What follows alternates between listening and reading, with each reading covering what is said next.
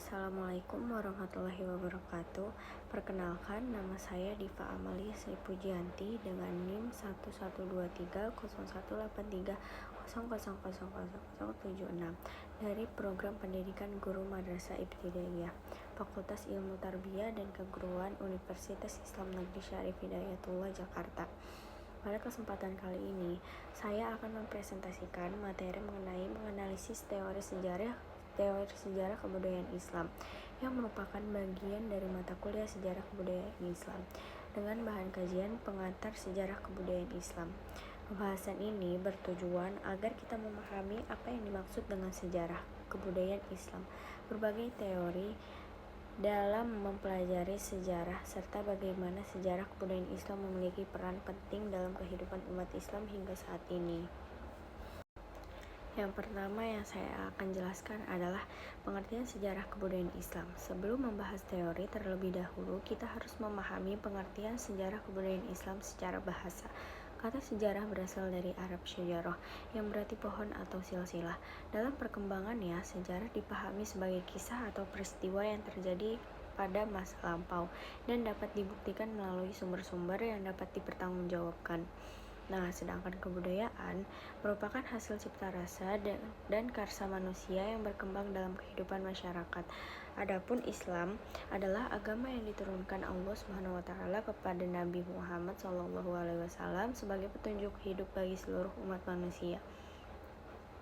Dengan demikian, sejarah kebudayaan Islam adalah ilmu yang mempelajari seluruh perkembangan kehidupan umat Islam dari masa ke masa, baik dalam bidang politik, pendidikan, ekonomi, sosial, ilmu pengetahuan, seni maupun peradaban yang berlandaskan nilai-nilai Islam.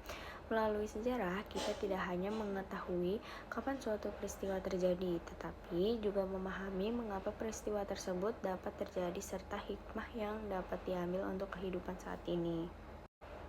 Nah, yang selanjutnya kita akan membahas pentingnya mempelajari sejarah kebudayaan Islam. Mengapa kita perlu mempelajari sejarah kebudayaan Islam? Nah, pertama, sejarah menjadi sarana untuk mengenal perjalanan dakwah Rasulullah SAW beserta para sahabat dalam menyebarkan Islam. Kedua, sejarah memberikan pelajaran dari keberhasilan maupun kegagalan umat Islam pada masa lalu sehingga dapat dijadikan bahan evaluasi dalam menghadapi tantangan masa kini. Nah, yang ketiga, sejarah mampu menumbuhkan rasa bangga terhadap peradaban Islam yang pernah mencapai keemasan melalui perkembangan ilmu, pengetahuan, teknologi, kedokteran, astronomi, matematika, filsafat, dan pendidikan. Sebagai mahasiswa PGMI, mempelajari sejarah kebudayaan Islam juga penting karena nantinya kita akan menjadi pendidik yang bertugas menanamkan nilai-nilai sejarah kepada peserta didik secara objektif dan inspiratif.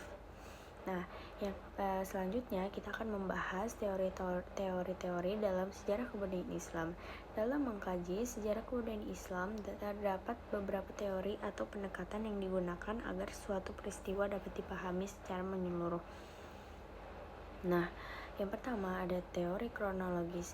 Teori kronologis itu mempelajari sejarah berdasarkan urutan waktu. Melalui pendekatan ini, kita dapat melihat bagaimana perkembangan Islam dimulai sejak masa Nabi Muhammad SAW, dilanjutkan masa Khulafaur Rasyidin, dinasti Umayyah, dinasti Abbasiyah, hingga perkembangan Islam di berbagai wilayah dunia termasuk Indonesia. Nah, pendekatan ini membantu kita untuk memahami hubungan sebab akibat antar peristiwa sejarah. Nah, selanjutnya yang kedua ada teori kausalitas. Teori kausalitas itu menjelaskan bahwa setiap peristiwa sejarah memiliki sebab akibat. Sebagai contoh, berkembangnya ilmu pengetahuan pada dinasti Abbasiyah tidak terjadi begitu saja. Kemajuan tersebut dipengaruhi oleh dukungan para khalifah terhadap pendidikan, penerjemah karya-karya ilmiah, berdirinya Baitul Hikmah, serta semangat umat Islam dalam menuntut ilmu. Akibatnya, lahirlah banyak ilmuwan muslim yang memberikan kontribusi besar bagi perkembangan ilmu pengetahuan di dunia. Nah, yang selanjutnya ada teori perubahan sosial. Teori ini menjelaskan bahwa masyarakat selalu mengalami perubahan.